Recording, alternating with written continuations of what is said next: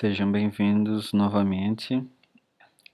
Nós vamos então agora dar continuidade aqui no nosso estudo da laringe, fechando então com essa análise aqui das membranas, né? Basicamente nós vamos analisar aqui vários tecidos moles da laringe, tem bastante coisa, então já aviso para irem bem tranquilos, acompanhando e revisando aqui os pontos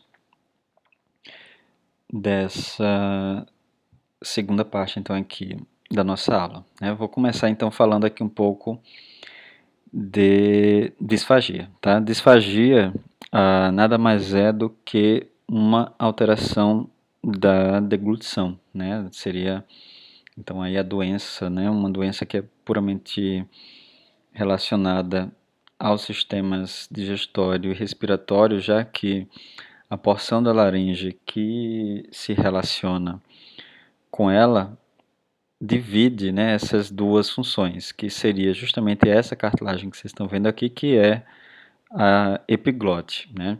Ela participa então aí do mecanismo de oclusão da entrada aqui da laringe, que a gente vê lá também em digestório, né, que é chamada aqui de área da laringe, durante lá a descida do alimento, né, vinda da orofaringe em direção ao esôfago. E aí, claro, a alteração, né, do fluxo desse alimento em direção ao esôfago, né, vindo aqui em direção à laringe, é o que nós vamos chamar então aqui justamente de disfagia, né? Claro que ela pode ter diversas causas, né, desde uma disfunção funcional, né, enfim, todos nós, vez ou outra, podemos ter, né, algum grau de penetração de alimento em direção à laringe, né, e é normal isso acontecer alguma vez na vida, né, e a doença ela se caracteriza justamente pela manutenção, né, dessa alteração, dessa entrada de alimento em direção às vias aéreas, que pode ocorrer desde uma disfunção neurológica até uma alteração estrutural na laringe, né, que justifique essa causa. Do mesmo modo, ela vai ser classificada também de acordo com a quantidade de alimento e os sinais e sintomas associados à quantidade de alimento, né, aspirada pelo paciente ou penetrada, dependendo do tipo de disfagia, e pela quantidade de sinais, então, associados, né, que esse paciente venha a ter. Uma dessas análises, né, na verdade, esse diagnóstico de disfagia, ele é feito justamente através de um exame, também realizado na área de cabeça e pescoço, né, a otorrino é quem lida com essa temática, e o exame aqui é chamado de videofluoroscopia, né, especificamente videofluoroscopia da deglutição. Existem vários tipos, né, de videofluoroscopias, e essa especificamente, então, ela tem ênfase aí na região de cabeça e pescoço. Essa imagem que vocês estão vendo aí congelada seria justamente de um desses exames, né? Ele é um exame dinâmico, né? Ele não é um exame estático, não é uma imagem em si, mas é um vídeo com gravação inclusive de áudio. Nessa outra imagem, quer dizer, nesse outro vídeo aqui, vocês conseguem ver então como seria a referência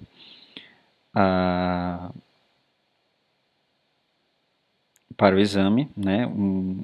Ele é feito normalmente em duas fases, né? Existe uma fase inicial onde o paciente ele ingere um alimento que é sólido, né, ou semissólido, que é ali misturado com uma substância de contraste, né, justamente para ser observada no exame, e num segundo momento esse exame, e aí claro, dependendo das condições também do próprio paciente, no segundo momento ele também é submetido à ingestão de um líquido, né, de uma certa quantidade de líquido, inclusive para fazer aí a comparação das duas consistências, né. Nessa imagem inicial que a gente está observando aqui, né, Vejam que a grande referência para análise é justamente aqui esse segmento das vias aéreas, que vai incluir aqui desde a orofaringe, né, que vocês analisaram lá no sistema digestório, até o espaço que nós estávamos observando aqui em direção à laringe. Nesse ponto, na verdade, eu queria fechar o nosso raciocínio das cartilagens laríngeas analisando a epiglote, já que ela é essa referência essencial aqui da disfagia, e vão existir duas referências ligadas a essa a anatomia da laringe e que nós vamos observar na disfagia e, claro, na sua relação lá com o sistema digestório, que é o acúmulo de alimento após a deglutição, né, que as pessoas com disfagia normalmente vão ter em dois locais. Um deles vocês já conhecem lá do sistema digestório, que é um espaço, né, que é chamado aqui de valécula glosso-epiglótica, né, que eram aqueles espaços que ficam lá entre a base da língua e a cartilagem epiglote, né. Esse espaço que vocês estão vendo aqui, mais escuro, né, indicando aqui justamente uma certa quantidade de alimento, né, que ficou aqui, né, presa, está parada, na verdade, após a deglutição, né, já que o natural das membranas aqui da laringe, durante e após a deglutição, é fazer uma limpeza completa desses espaços, né. E o segundo espaço é esse que vocês estão vendo aqui, né, que é chamado de recesso piriforme, tá? E que seria aqui um segundo local, né, para acúmulo, inclusive está sendo ilustrado aqui, né, um segundo local para acúmulo de alimento após a deglutição. Isso acúmulo ao redor da laringe, porque pode existir a possibilidade também do alimento entrar na laringe, né? Essa entrada do alimento na laringe, ela é chamada de penetração de alimento ou penetração alimentar, que é quando o alimento ele entra o átrio da laringe e ocupa aquele espaço que nós vimos inicialmente, né, que é chamado lá de supraglote, né, e tem até uma referência para um outro termo clínico, né, que é chamado de aspiração de alimento, né. Acho que vocês já podem ter ouvido falar mais comumente dessa segunda classificação, da aspiração do alimento, né. A gente fala que houve aspiração do alimento, vou até colocar lá o slide inicial. Nós falamos em aspiração do alimento quando esse alimento ele passa daquele andar clínico da laringe que a gente chamou de glote. Quando o alimento atravessa o espaço virtual da glote, né, a partir daqui é que se considera que houve a aspiração do alimento. Isso porque da glote para baixo, qualquer coisa que atravessar, né, quaisquer objetos, e aí o mais comum é alimento ou líquidos, esse alimento ele não tem mais volta, ele só tem um destino que seriam justamente as vias aéreas inferiores, mais especificamente o nível de brônquios e bronquíolos, né? Esse alimento ele vai de fato seguir para as vias aéreas a nível pulmonar, né? Já o alimento que que pode, né, que entrou da laringe e ocupou tudo que da glote para cima, né, esse espaço da glote para cima, ele pode ser expelido, né, principalmente através da tosse, né. A tosse é justamente esse mecanismo de proteção da glote e das vias aéreas, principalmente, justamente para expelir, né, para colaborar aí com essa proteção, né, das vias aéreas inferiores, tá? Então, é essa glote quem vai dar aí a referência para essas duas terminologias e os dois padrões de disfagia, né? A disfagia com penetração, que é quando o alimento entra na supraglote, né, e ocupa um desses espaços da supraglote, mas, né, acaba sendo expelido pela tosse, e a aspiração, que é quando esse alimento penetra na laringe e atravessa a glote, né? A partir então aqui da cavidade infraglótica até os pulmões, né? A gente já fala aí em aspiração. E a broncoaspiração, então, seria já o entupimento, né, dos capilares brônquicos, né, por esse alimento, o líquido que acabou aí atravessando a, a laringe, né. Nessa imagem, inclusive aqui dinâmica, a gente consegue observar que houve, né, essa aspiração, né, por essa pessoa que está fazendo aqui o exame, né. Após vocês observarem bem aqui, ó, a epiglote está passando, está bem aqui, né, nesse ponto. A maior parte do alimento segue para o esôfago, vocês conseguem ver aqui também. Mas olhando bem atentamente, se vocês observarem aqui, após a deglutição, fica uma certa quantidade de líquido escorrendo bem aqui, ó. Agora, mais uma vez aqui, ó, bem, forma uma linha, né, aqui, ó, na vertical, indicando, né, uma certa quantidade de líquido aqui sendo aspirada, né, para as vias aéreas inferiores, né, e provavelmente essa pessoa deve ter alguma disfunção neurológica, já que ela acaba não desenvolvendo o reflexo de tosse, né, com essa quantidade aqui de alimento aspirada, né, ela nem tosse, parece nem sentir que esse alimento está passando aqui pela laringe, né. Mais à frente a gente vai voltar a analisar esse padrão, né. Um outro caso então que eu separei aqui, para a gente fechar essa análise, né, das membranas e das cartilagens, que é esse padrão da artrite reumatoide, né. Isso para a gente depois analisar as características as características funcionais, né, aqui das cartilagens aritenoides. Essas cartilagens, aquelas bem pequenas, né, triangulares que a gente viu lá no começo, elas são consideradas dentro do esqueleto, né, da laringe a grande unidade funcional da laringe.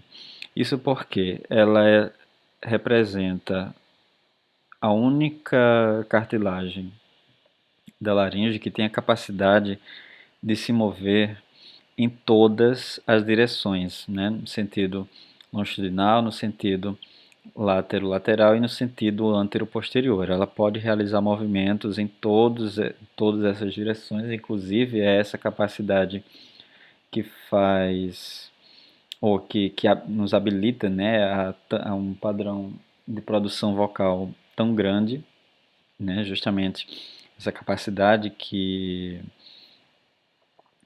essas cartilagens têm, né, e dentro dessa composição do esqueleto da laringe, vou até voltar lá a imagem das cartilagens, assim como existe uma articulação entre aqui os conos inferiores da tireoide e a cricoide, formando aqui uma articulação sinovial, que eu havia comentado, né, que é a articulação cricotireoide. O contato entre essas aritenoides e a cartilagem cricóide também forma uma articulação sinovial aqui, que é chamada de articulação cricoaritenoide, né? Claro, uma a cada lado. O número 31 aqui está indicando justamente o local dessa articulação que, dentro daquelas classes, né, das articulações sinoviais que vocês viram lá em locomotor, ela é classificada como uma articulação triaxial, já que ela tem aí essa capacidade, né, de se mover em todas as direções, né? E existe, né, então aqui um quadro clínico, né, que é chamado justamente de artrite reumatoide, né, que é a inflamação dessa cartilagem, e que indica justamente então aqui uma série de alterações que podem ser observadas dentro do quadro clínico desses pacientes, né, e que indicam justamente alterações nesse padrão articular, né. Dentre os sinais, né, mais comuns, né, seriam justamente aí a dor ao deglutir, né, que é chamada aqui de odinofagia, né, que é a dor durante a deglutição, né.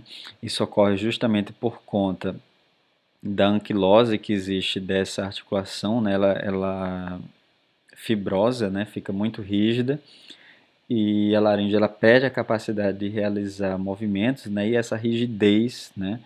Durante a deglutição, onde todas as membranas elas estão bem tracionadas, né? Acaba esticando, né? A mucosa além do normal, né? Causando aí a, essa dor, né? Que também pode ser observada de um modo mais suave através da rouquidão, né? Com a formação de nódulos na superfície dessas membranas, tanto das membranas articulares, né, que estão mais aqui embaixo, quanto de nódulos que também são reumáticos, né, mas que podem aparecer nos ligamentos e, nesse caso aqui especificamente, na própria prega vocal. Né. Um outro padrão, né, um outro sinal clínico, na verdade, que é bastante comum, né, é justamente a tosse, né, pela, mais uma vez aqui, alteração, né, de posição, né, e a falta de mobilidade, que é essa artrite da articulação cricotireoide, ou desculpem, cricoarytenoide, a, acaba possuindo. Nós vamos seguir então agora, para fechar essa análise das membranas, né, eu separei aqui 3 vídeos para vocês estudarem e para a gente dar uma revisada aqui, para identificar os ligamentos e os músculos da laringe. Né? Como são muitos ligamentos e muitos músculos, né, esses vídeos eles acabam facilitando um pouco o nosso estudo, né, por serem bem didáticos. Né? Então, vou abrir aqui esses vídeos e eu vou meio que acompanhando o circuito do vídeo, fazendo aqui uma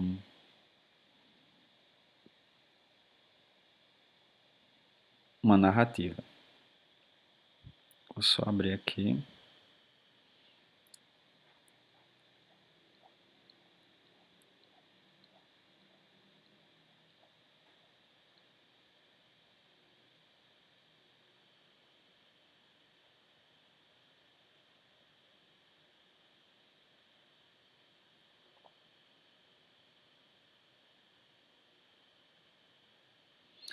Esse primeiro vídeo, nós vamos analisar os ligamentos aqui da laringe, tá? Então, tenho aqui a visão, né, da laringe, uma visão anterior e uma visão lateral, tá? Nessa visão anterior, né, basicamente a gente já viu alguns desses ligamentos, né? Aqui no centro, o ligamento tireoide, né, mediano, aqui no plano central, os ligamentos tireoideus laterais, um a cada lado, né, lá a nível dos cornos. Aqui na parte de baixo, bem no plano mediano, o ligamento crico-tireoide, né, e nas laterais dele, os cones elásticos. Né. Aqui tem um outro ligamento, que é esse que vocês estão vendo com 2 furos, que aparece aqui, né, que na verdade é chamada de membrana tireoide. Tá. Esses furos eles não têm um nome específico, né? Eles existem naturalmente na superfície da membrana, mas eles não recebem nenhum nome e eles servem aí para dar passagem dos vasos e nervos laríngeos superiores, que a gente vai analisar mais à frente, tá? Aqui tem um outro ligamento, né, que vocês estão observando aí, que é o ligamento tireoepiglótico, que é o ligamento que vai da parte de trás do ângulo da tireoide para o pecíolo da epiglote, né, e é ele quem faz a fixação da epiglote à cartilagem tireoide. E mais à frente, né, na parte de cima aqui, o ligamento ioepiglótico, que vai fixar agora a cartilagem epiglote ao osso ióide.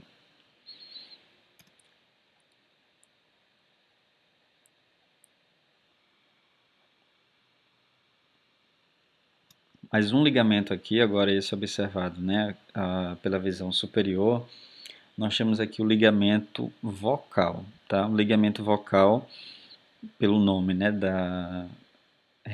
nos remete à prega vocal, né? Esse ligamento vocal, ele é uma das três partes da prega vocal. A prega vocal tem três partes: a mucosa vocal, o músculo tireoaritenoide e o ligamento vocal. Então ele é um dos três componentes aí das pregas vocais, tá? Esse ligamento vocal, ele tem fixação, né, aqui na parte posterior do ângulo da cartilagem tireoide, aqui à frente, e lá atrás, né, ele vai estar preso às duas cartilagens aretinoides, claro que uma a cada lado, né? Nessa ponta dela que vocês estão vendo aí, que é chamada de processo vocal, tá? Essa ponta dela, onde o ligamento se prende, é o que nós vamos chamar de processo vocal da cartilagem aritenoide. Justamente esse, então, que vocês estão vendo, né, também aqui por um corte coronal.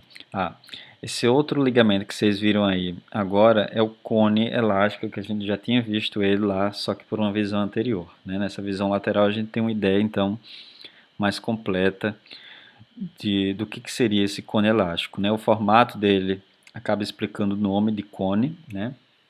Apesar de ser aberto na parte de cima.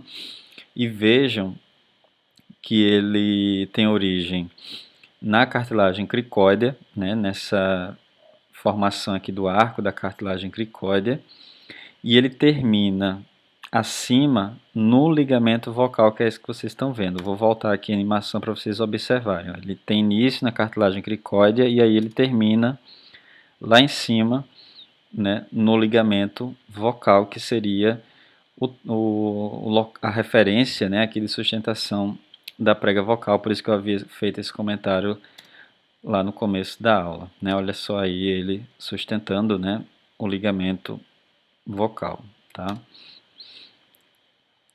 E aí no plano mediano dele aqui, só para lembrar, né, o ligamento cricotireoide.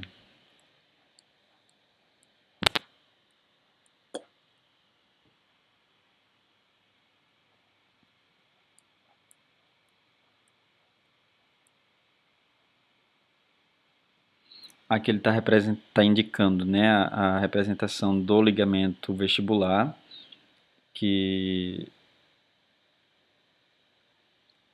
enquanto estrutura, né, mole, né, ele vai ser revestido simplesmente por uma membrana mucosa, né, que também sai da cartilagem aritenoide, só que da parte de cima dela. Aqui, ilustrando mais um outro ligamento que está acima do ligamento vestibular, que é chamado aqui de membrana quadrangular, tá? Membrana quadrangular da laringe. Essa membrana, ela sai aqui das laterais, né, do ligamento vestibular e segue superiormente também para se prender nas laterais agora da cartilagem epiglote, né, como vocês estão vendo aí a cada lado, tá? O ventrículo da laringe, né, ele não chega a ser um ligamento em si, mas ele é uma membrana da laringe, né, que a gente também já tínhamos visto, né, nós já tínhamos visto, é aquele espaço entre a prega vocal e a prega vestibular, apesar de que aqui nós temos apenas ligamentos, né, as pregas elas não estão aqui ilustradas, ok? Nessa visão então aqui, né, do corte coronal, então, somente para lembrar, né, essa parte amarela, né, embaixo está aí a posição do cone elástico, né, terminando lá no ligamento vocal. Agora ilustrando aí a posição do ventrículo da laringe, né, o espaço entre a prega vocal e a prega vestibular.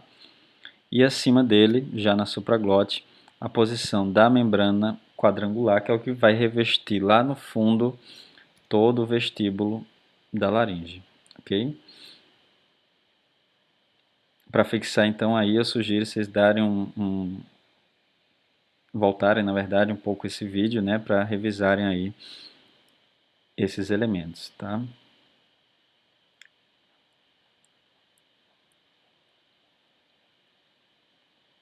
passar agora para o segundo vídeo, que é o que traz aqui os músculos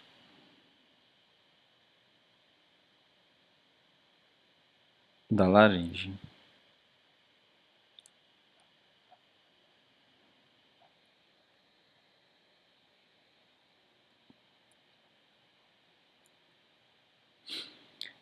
Basicamente, é importante frisar aqui que os músculos da laringe, na verdade, eles dentro dos músculos, né, na miologia do corpo, eles também estão classificados dentro do grupo de músculos cervicais, tá?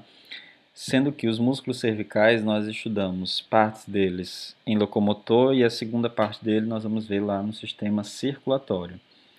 E aqui, especificamente no sistema respiratório, nós vamos estudar a parte dos músculos do pescoço que é classificada como sendo intrínseca da laringe, tá?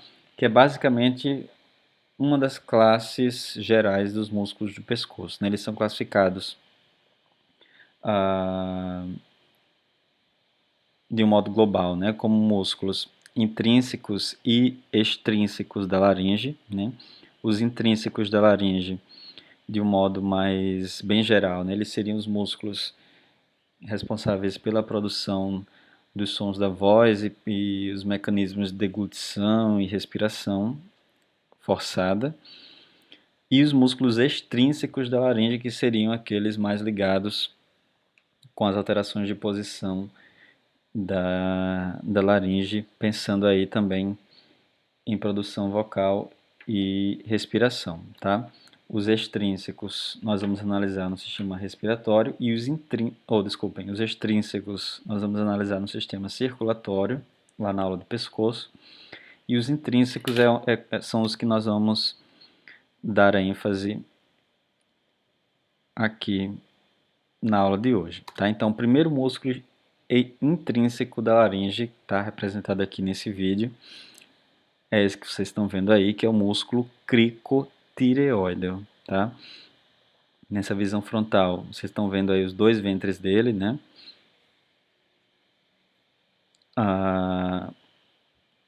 Tem um músculo cricotireoide do lado direito, outro lado esquerdo.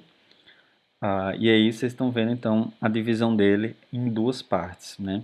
Ele vai ter aí uma parte reta, que é essa mais medial, e uma parte oblíqua, que é a parte mais lateral, tá? Esse músculo ele sai do arco da cartilagem cricóidea e se prende aí lateralmente no ângulo ou na lâmina da cartilagem tireoide. Existe uma particularidade aí do músculo cricotireoide, na verdade duas, né? Quer dizer, várias na verdade, né? Por exemplo, ele é o único músculo intrínseco da laringe que está localizado externamente a ela, né? Fora da cavidade da laringe, né? O único, por isso que vocês estão vendo que ele é o único, né? Que está sendo ilustrado aí nessa visão anterior, saindo de uma cartilagem da laringe para outra, né? Ele é o músculo responsável pela produção dos sons agudos, né? Enfim, dos sons agudos que podem ser produzidos por qualquer pessoa, já que eles fazem, né, o estiramento da prega vocal, né? E quanto mais estirada a prega vocal, mais agudo um som ele se torna, né? Uma outra observação, né, é que ele é o único músculo intrínseco da laringe que é suprido por um nervo chamado de laríngeo superior, né? Por isso que, inclusive, as paralisias desse nervo, né, o nervo laríngeo superior, eles evoluem com o desenvolvimento de uma voz hipergrave no paciente, justamente porque a pessoa acabou perdendo aí o contraponto, né, muscular para a produção de sons agudos, né, dentro do espectro vocal, né? Então aí mais uma vez ilustrando, né, de frente pela lateral aí o músculo cricotireoide. Nessa visão posterior agora, Nós temos aí mais um músculo intrínseco, né? E aí entendam por intrínseco quaisquer músculos que tenham origem e inserção em cartilagens da laringe, tá? Essa é a regra para essa classificação.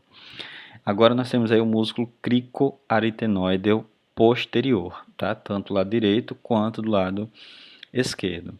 Vejam que ele está saindo da cartilagem cricóide, mais especificamente da lâmina da cartilagem cricóide, né? Essa é a origem dele. E a inserção está mais acima, né? Bem naquela ponta ali esbranquiçada, né? Que lembra um tendão. E que está presa na cartilagem aritenoide, é por isso que o músculo, né, cricoaritenoide, né? Mais especificamente, aquela ponta ali da cartilagem aritenoide era chamada de processo muscular, tá? Nós já tínhamos visto hoje aí um processo vocal, que é aquele que prendia o ligamento vocal, que é esse que está aqui à frente, e aqui para trás e para o lado, eu tenho agora o segundo processo da cartilagem aritenoide, que é o processo muscular, tá? A última parte dela, né, que valeria salientar aqui, seria essa que está voltada para cima, tá? Que é chamada de ápice da cartilagem aritenoide, tá?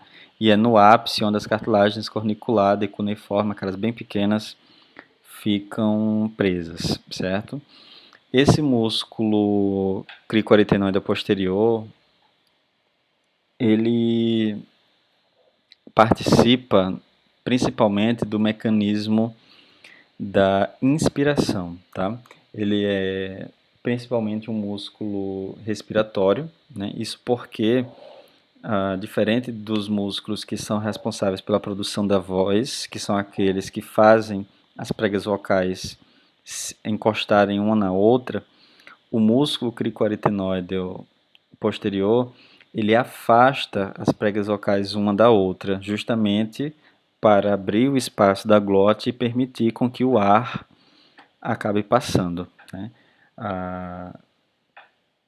Por isso que, inclusive, né, existe meio que uma classificação filosófica, que algumas pessoas comentavam mais antigamente, né, que chamavam o músculo cricoaritenoide posterior de músculo da vida, por ser o primeiro músculo, né, isso dentro da referência, né, do desenvolvimento do corpo, ele representa o primeiro músculo estriado esquelético a se contrair após o nascimento, né, é o músculo que inaugura, na verdade, a respiração broncopulmonar no neonato, já que é ele quem afasta, né, quem descola as pregas vocais imediatamente após, quer dizer, a partir do momento que a criança é retirada do útero, né, independente do tipo de parto, à medida que o ar entra, né, pelas vias aéreas, ele acaba aí entrando em atividade, abrindo as pregas vocais, né, sendo aí a referência, né, para esse primeiro músculo esquelético a se contrair, né, após o nascimento, e ser essencial, né, para a manutenção da vida, já que é ele quem permite a respiração, ok?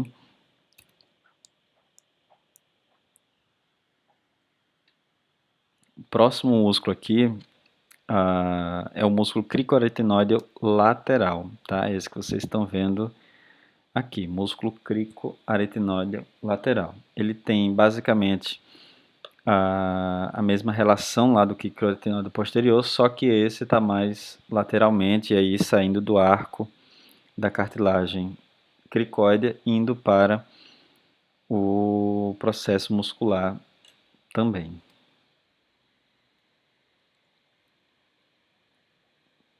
Vendo aí agora na referência, né, o cricoaritenoide lateral, que é esse que está mais ao lado, e o posterior, que é o que está mais atrás. Agora nós temos mais um músculo intrínseco, esse é o músculo aritenoide, tá? Esse músculo aritenoide, ele aí também sendo ilustrado em suas duas partes. Essa parte mais profunda, que é chamada de parte transversa, com fibras completamente horizontais, saindo de uma cartilagem aritenoide para outra. E essa parte mais superficiais que forma aí um X, que seria a parte oblíqua, tá? As duas partes, elas atuam sinergicamente, né? Aproximando as cartilagens aritenoides uma da outra, né? Isso durante a produção também, principalmente dos sons graves, né? Dos sons mais graves no espectro vocal.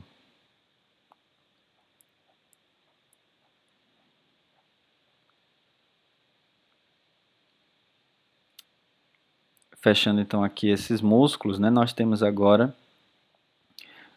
esse músculo que é chamado de tireoaritenoideo, tá? Músculo tireoaritenoideo. Vejam que ele sai da frente, da parte posterior do ângulo da cartilagem tireoide e segue para trás para se prender lá naquele processo da aritenoide que a gente tinha visto anteriormente, que é chamado de processo vocal, que é aquele mesmo processo onde o ligamento vocal se prende, né? Inclusive ele está representando aí, né, imediatamente acima dele o próprio ligamento vocal. Ele tem, na verdade, as mesmas fixações do ligamento vocal, né? A diferença aí é só estrutural, né? Mas tem o mesmo padrão de fixação do ligamento vocal e ele representa aí, nessa sequência que nós estamos vendo, a segunda parte da prega vocal, né? A primeira nós já vimos, que é o próprio ligamento, a segunda seria aí esse músculo tireoaritenoide.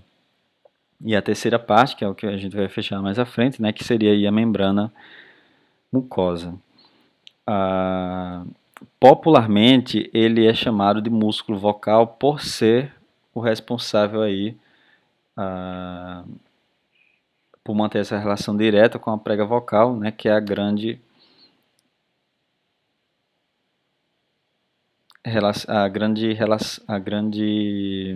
referência, né, aí para a voz, né.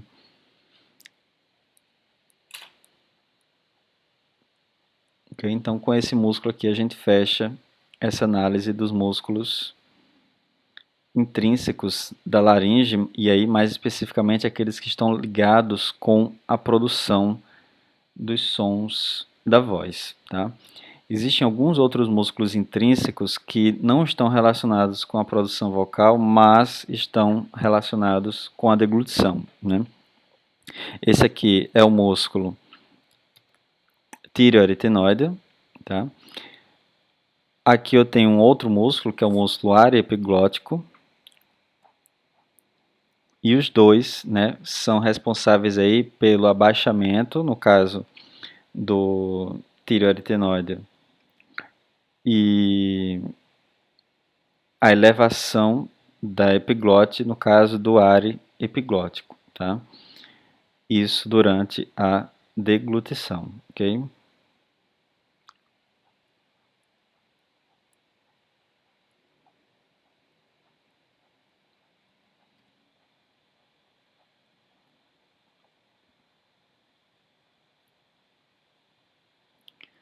Partindo agora para o último vídeo, que na verdade é basicamente uma revisão desse que nós vimos agora.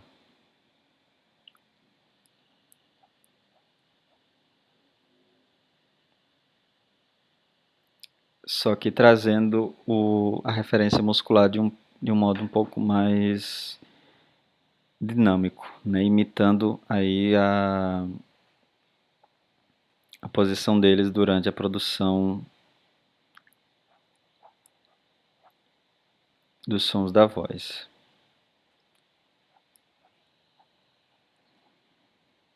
Né? Então, lembrando aí os músculos, né? O cricotireoide, né? Aquele que tem uma parte reta e oblíqua.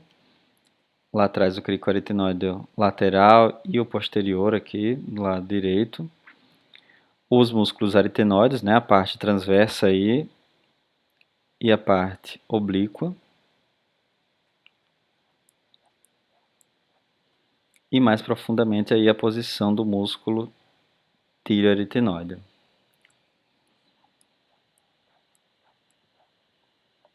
Nesse vídeo, basicamente, ele está ilustrando então aí a atividade dos músculos, né, e a relação disso com a glote, né?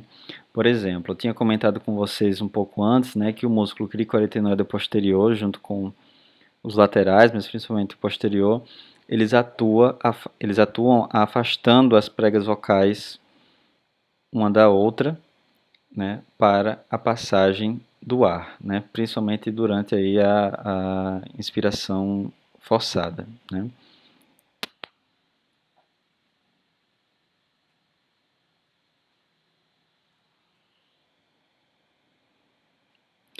A, essa atividade que ele está ilustrando, né, do cricoaritenoide lateral, a,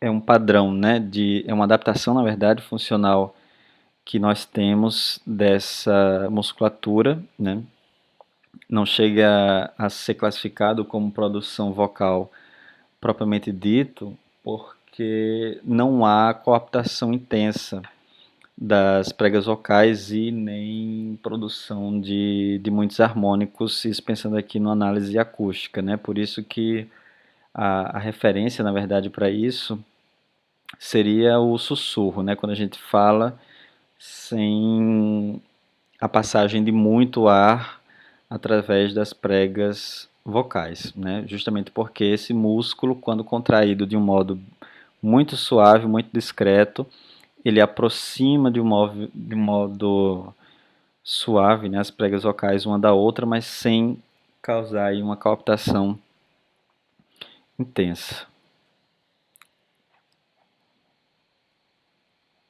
né, que seria aquela voz que não tem som, né, que é justamente o que a gente chama aí de sussurro, né.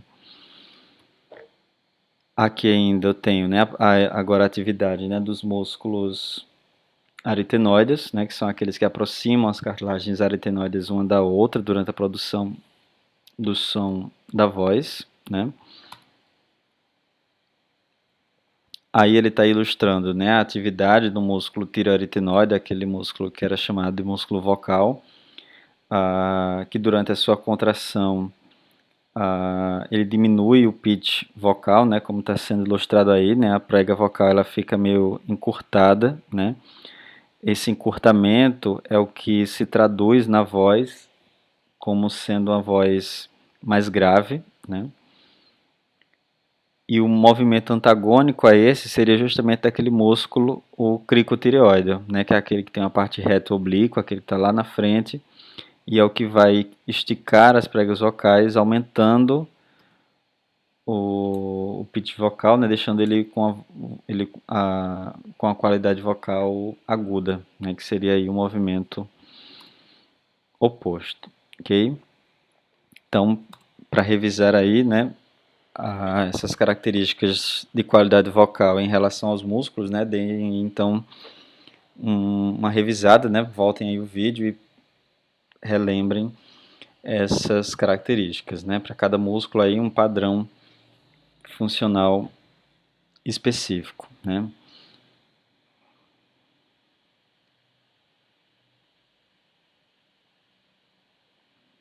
Lembrando que na sala virtual vai ficar um fórum aberto, tá, para vocês colocarem as observações de vocês e as dúvidas, vou estar acompanhando lá esse fórum e tirando as dúvidas de vocês em relação a esse tema, tá?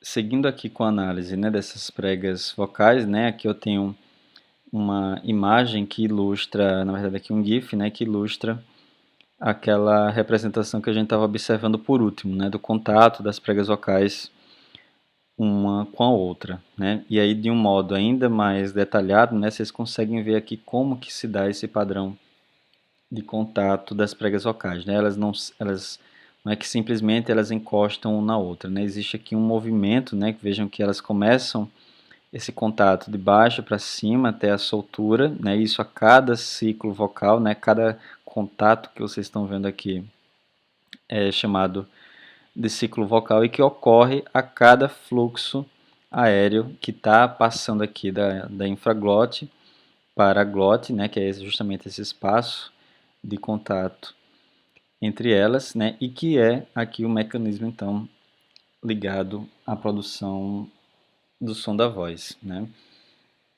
Nessas duas imagens que vocês estão vendo aqui, né, de uma videolaringoscopia, representam justamente então as duas fases desse ciclo vocal, né? A fase fechada, que é quando as pregas estão em contato e há produção sonora, e o ciclo aberto, que é quando as pregas estão afastadas, não há produção de som, pode haver sussurro, mas não há som, né? E basicamente aqui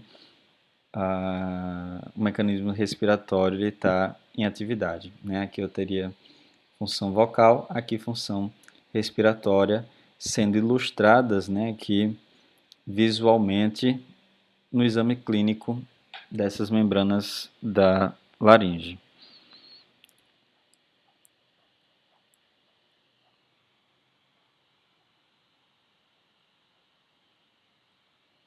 Nesse vídeo, que eu também selecionei aqui, ele ilustra, né, como que é feito esse exame da videolaringoscopia, né, aqui no acesso com a câmera, né, ilustrando na verdade aqui também um caso de paralisia vocal, né, que seria aí uma paralisia que é neurogênica, né, que afeta o nervo vago e faz com que as pregas vocais elas acabem perdendo a capacidade de se mover, né, deixando o paciente aí num quadro de afonia quase que completa, dependendo do grau de severidade, né, dessa paralisia vocal. E aí esse vídeo ele está ilustrando uma técnica, né, de reparação que estava em desenvolvimento alguns anos atrás,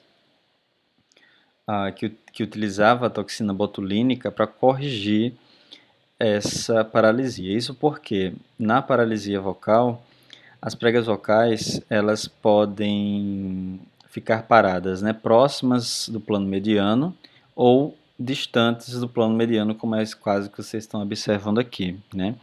E o objetivo da implantação, né, desse botox nas membranas laríngeas é justamente tentar aproximar essas pregas vocais uma da outra, fazendo com que durante a passagem do ar através da glote, essas pregas possam vibrar e, mediante terapia, né, o paciente aprenda a adaptar essa vibração, que é passiva, a passagem do ar, para a produção do som da voz, né? Existe aí uma série de exercícios que a pessoa acaba aprendendo a como usar, né, aproveitar, na verdade, essa vibração aí passiva das pregas vocais que estão próximas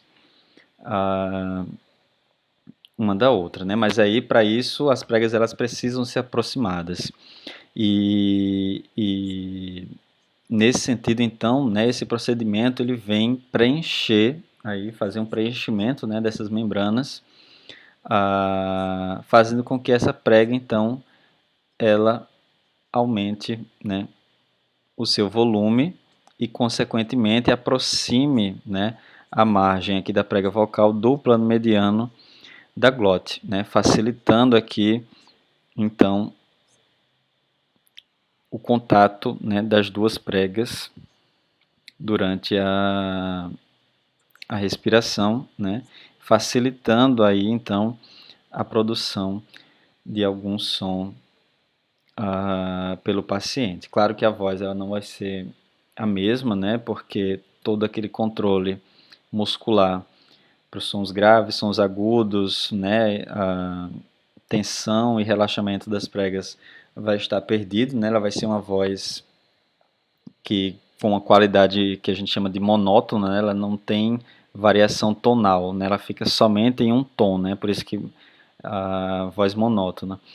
Mas é a voz, né, que aí o paciente ele vai conseguir pelo menos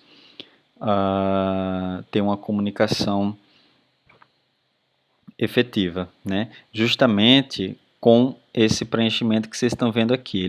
Esse preenchimento está sendo feito, vejam que é por baixo do músculo que forma a prega vocal, né? Inclusive essa imagem aqui é ótima para a gente analisar as três partes da prega, né?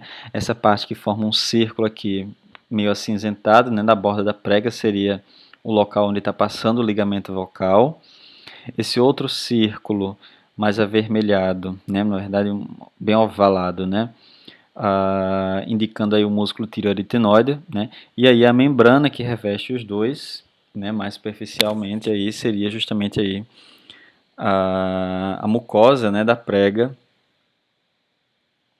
que fecha aí a composição dessa prega. E a injeção, né, e o preenchimento aí pela toxina botulínica sendo feito ali justamente na base do músculo tireoaritenoide, né, fazendo com que a prega aumente aí o seu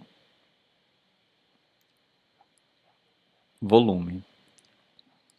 Né, depois confiram aí, dê uma revisada aí analisando, né, estudando na verdade, mais esse vídeo, tá, que eu separei. E aí, para a gente fechar, vamos analisar, né, utilizar, na verdade, desses três exames, né, são três exames básicos, né, a laringoscopia, ou videolaringoscopia, ou estroboscopia. São três exames que são usados também dentro da laringologia, né, na clínica de cabeça e pescoço, para fazer análise da laringe. Qual que é a diferença entre eles? Né? A laringoscopia é simplesmente a inspeção da laringe, que pode ser feita até por um espelho redondo, né, que é chamado espelho de Glatzel, né, depois confiram na internet, né, um espelho simples que você coloca pela cavidade oral e consegue fazer uma inspeção ali indireta da laringe, né. Ela também pode ser representada por uma imagem como essa que vocês estão vendo aqui, uma fotografia estática da laringe, essa seria uma laringoscopia, né. A videolaringoscopia seria uma laringoscopia com movimento, né, feita através da captação de vídeo e de áudio.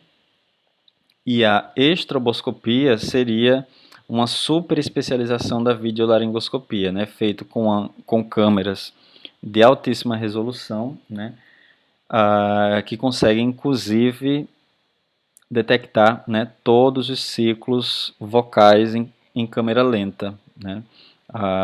Existe aqui uma discrepância muito grande, né, em relação à qualidade de imagem, né, e de som entre esses dois exames. Claro que a estroboscopia ela acaba sendo não entrando aí numa prospecção de rotina, né? Ela acaba sendo solicitada quando o paciente ele requer uma análise bem detalhada da mucosa, né, da laringe, seja por um aspecto funcional, né, um exame, por exemplo, que pode ser aplicado para um cantor que está ali fazendo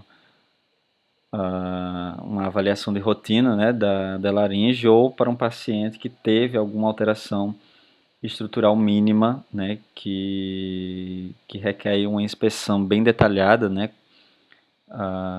quase que microscópica da superfície da laringe, tá? Então nessa imagem aqui, né, eu tenho na verdade uma imagem congelada de uma videolaringoscopia para a gente analisar quais são as referências anatômicas que podem ser observadas nesse exame, tá? Então vamos legendando aqui essa imagem. Vou começar das estruturas mais gerais, tá? Inicialmente aqui de frente para trás, certo? Vou começar aqui por essa estrutura larga que vocês estão vendo aqui, na verdade é só uma sombra dela, né? Que seria a base da língua, né? Na verdade aqui já a nível da tonsila lingual, tá? Seria a nossa referência anterior. A referência posterior, ela está indicada aqui com o número 7, que seria o início do esôfago, né? O que a gente poderia chamar aí de esfíncter esofágico superior.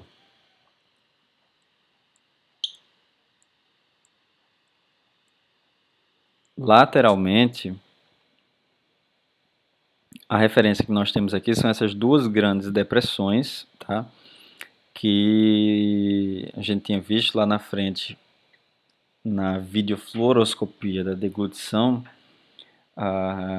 que estava toda ocupada por alimento, né, que era lá chamado de recesso piriforme. Né? Existiam dois locais para acúmulo de alimento que podem ser observados lá na videofluoroscopia, que eram as valéculas glossoepiglóticas, né, que estão indicadas aqui pelo número 2, à direita e à esquerda, e os recessos piriformes, que são esses que vocês estão vendo aqui agora com o número 8, também do lado direito e do lado esquerdo. Né? E essas estruturas então aqui circundando essa entrada aqui da laringe. Né? A referência anterior para essa entrada da laringe, eu tenho aqui a posição da epiglote, né? O corpo aqui da epiglote. Lateralmente a ele, a posição dessa prega, que está indicada com o número 4, que seria a prega areepiglótica. Né? A área epiglótica ela começa aqui na região aritenoide e vai até a epiglote, também uma do lado direito e outra do lado esquerdo. Essa prega, né, é aquela que vai ter o músculo areoepiglótico por baixo dela. Indicados aqui com o número 5, né, eu tenho essa grande saliência, na verdade, que são duas, né, menores, uma grande saliência desse lado, mas aqui a gente consegue ver que tem duas pontas, né, uma aqui, outra aqui, aqui também, que seriam os tubérculos, né, corniculado e cuneiforme, né, que indicam justamente as cartilagens que estão aí por baixo deles, tá? E o espaço entre esses tubérculos, né, do lado direito e do lado esquerdo, que é esse espaço que vocês estão vendo aqui indicado com o número 6, que nós vamos chamar de incisura interaritenoidea, tá? Incisura interaritenoidea. E aí se a gente faz aqui um círculo, né, unindo todas essas estruturas, né, que eu acabei de comentar, a epiglote, a prega areoepiglótica, tubérculo cuneiforme e o corniculado, a incisura interaritenoide e todo o restante do lado oposto, né, vocês vão observar que forma quase um círculo aqui, que é justamente a delimitação do espaço que nós vamos chamar de ádito da laringe, né, que seria a entrada da laringe. Né? Tudo que está então por dentro desse ádito são estruturas próprias lá das cavidades, ou lá da cavidade da laringe. Né? De cima para baixo, então, a gente começaria, né, lembrando do vestíbulo da laringe, que está indicado aqui pelo número 9, que é a parte mais alta. A gente viu logo no começo da aula, né? Lembrando que o vestíbulo da laringe ele acaba justamente nessa prega aqui, que está indicada pelo número 10, que é a prega vestibular. Abaixo da prega vestibular, eu vou ter agora esse espaço, né, fusiforme, que é o ventrículo da laringe. O ventrículo, juntamente com o vestíbulo, né, estão na supraglote, né, já que a glote é o espaço virtual aqui entre as pregas vocais, que estão ilustradas aqui com o número 11, são essas duas pregas aqui, uma do lado direito e outra do lado esquerdo. Né? E o espaço, né, então, abaixo das pregas vocais, que seria aqui a cavidade infraglótica, né, ou infraglote simplesmente, e lá abaixo dela a posição já da traqueia. Tá? Essa outra imagem aqui, depois eu vou colocar, né, o link, vou referenciar o link para um vídeo para nós analisarmos, né, do modo geral, e vocês usarem para estudar, que é justamente a referência da estroboscopia. Né? Enquanto a videolaringoscopia, a gente tem uma análise mais geral aqui da laringe, né, incluindo estruturas associadas, né, a posição de acúmulo de alimento e de líquidos, alterações estruturais mais gerais, né? Enquanto a estroboscopia, então, ela analisa detalhes aqui da laringe, né? Detalhes, vejam tanto a nível, né, vascular quanto a nível de mucosa, já que a mucosa ela consegue ser bem detalhada, né? Aqui nesse outro exame, inclusive os ciclos vocais, né? Vocês conseguem ver os ciclos fechado e aberto, bem detalhados, e incluindo aí uma análise estroboscópica, né, com a referência acústica, né, para cada ciclo vocal, né, de abertura e contato de pregas vocais. Ok, então aqui a gente fecha essa segunda parte para iniciar a análise agora da cavidade